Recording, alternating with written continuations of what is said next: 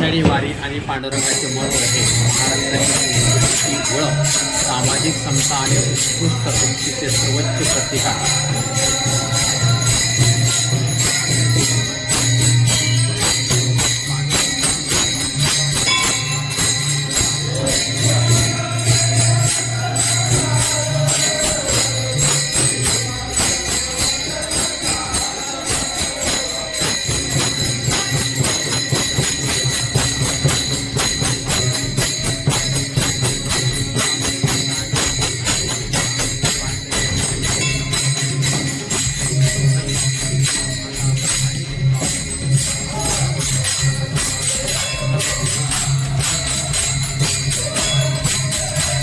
या सोहळ्यामध्ये लहान मोठी शाळेकरी मुलं या ठिकाणी विठ्ठलांच्या दर्शनासाठी मंदिराकडे जात आहेत.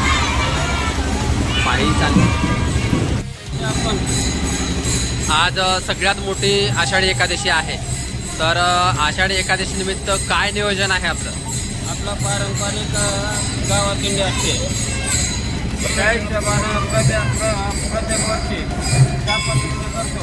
त्याही पद्धतीनं या वर्षी फार मोठे दिंडीचं नियोजन केलं आहे. श्री विठ्ठल परिवार हे काम करत आहे. दिंडीचं नियोजन कसं आहे? कुठून कुठपर्यंत जाणार आहे? विठ्ठल मंदिर हे टोटल गाव प्रदर्शन आहे.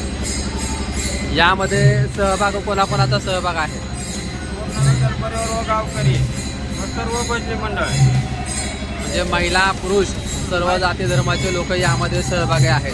जे की पांडुरंगाने सांगितलं की समता, स्वतंत्रता, बंधुता आणि न्यायावर आधारित जी व्यवस्था आपल्या स्थापन करायची ती ह्या वारकऱ्याच्या माध्यमातून दिसून येते. हे अगदी निश्चित खरं आहे.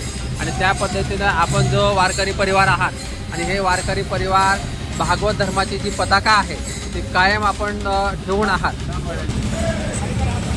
विठ्ठलाच्या भेटीसाठी वारकरी वर्ग हा सातत्याने पंढरपूरला जात असताना दिसून येतो. पण ज्यांना शक्य होत नाही असे सर्व वारकरी असतील सर्व